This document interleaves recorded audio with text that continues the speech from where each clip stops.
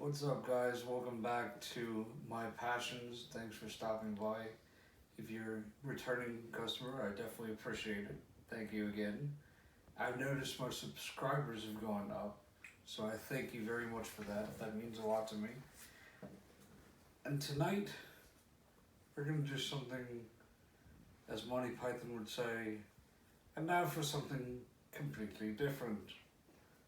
Tonight's conversation is not so much about gaming or antique books or swords or anything like that, but tonight I want to do something that's close to my heart. There is a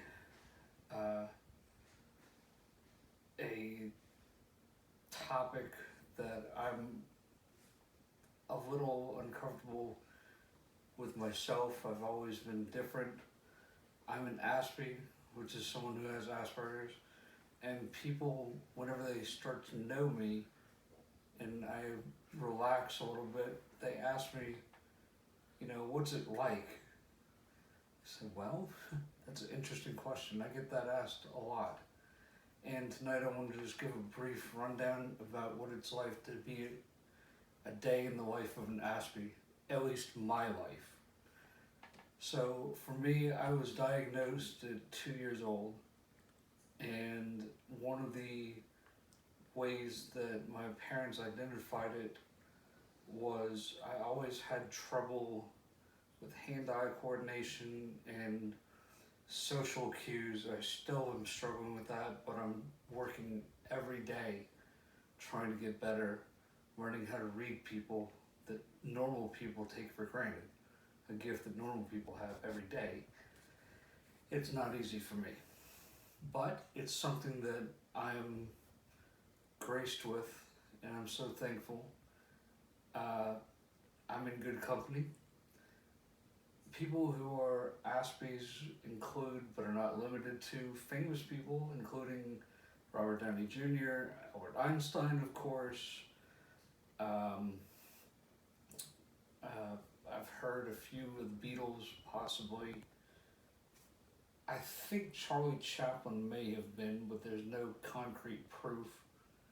But Aspy is someone who has Asperger's, and there's different sides of the spectrum. It ranges from mild to moderate to serious. I'm more of a mild to very low moderate. I'm more mild than anything. My struggles include finances and keeping up with the house and eye contact.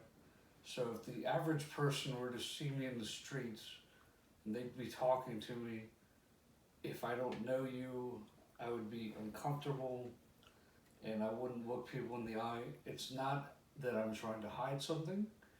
It's just I'm not comfortable around most people at first.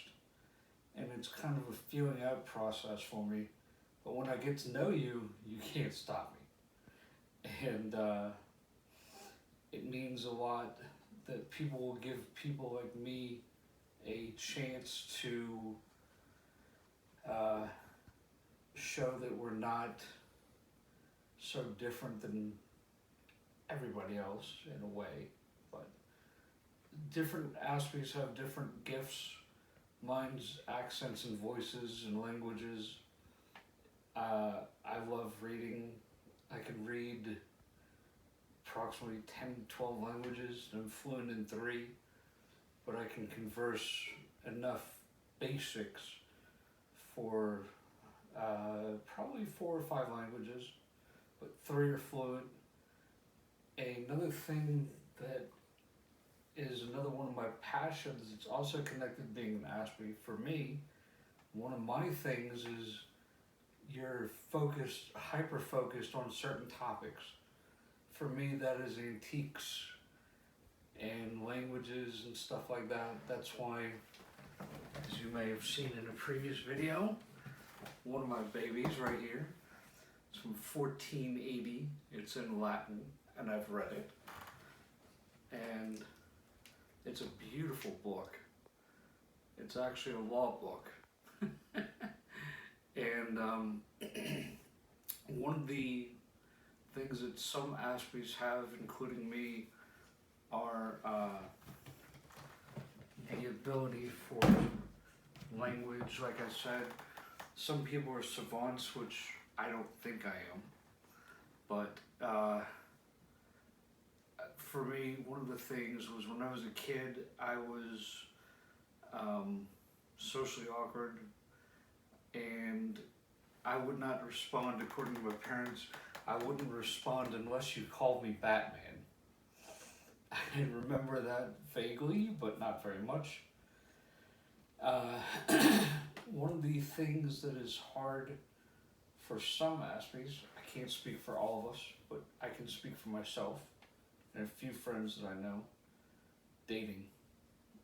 Rejection is extremely difficult for some people to accept, normal people, but even more so with Aspies. I just want the ability to learn how to read people and just have people give me a chance to prove that I'm not so different. And it's also important for you to embrace your challenges and your gifts at the same time. For me, one of the other things I love doing, obviously, is gaming.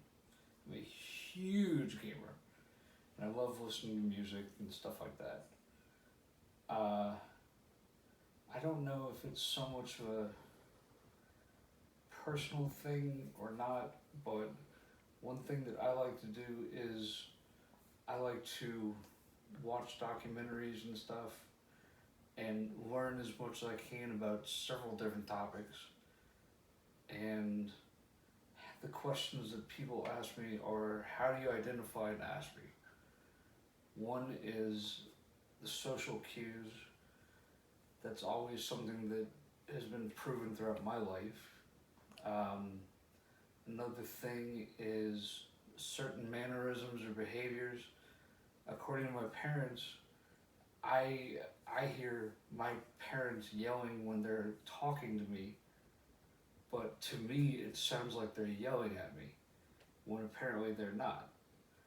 So it may just be the way I'm wired, I don't know, but I think that's a possible sign. I'm not sure. I'm not an expert, but like I said, this is just my examples from my life. And another thing is, how can you help someone like this? For me, it's hard for me to ask for help because it's embarrassing to me. But I also know that if I need help and I ask for it, I'll be given it like anybody. But it's just a matter of overcoming your social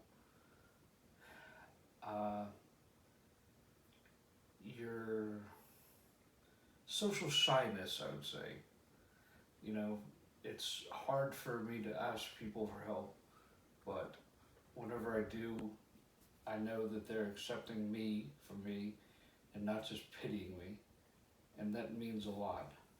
And I don't have very many friends, but the ones I do are true, and they will do anything for me. And another thing about being an Aspie, I think, is loyalty, and that is extremely important to me. Being loyal to yourself and your friends, and that's just how it is for me. But I definitely think that I'll be doing some more research on my own, trying to find out more about this topic that I brought up. And if y'all like it enough, I'll do a second part, but I'll leave that open-ended for now. So until next time, thanks for stopping by. I appreciate it. Stay cool and stay gaming. Ciao.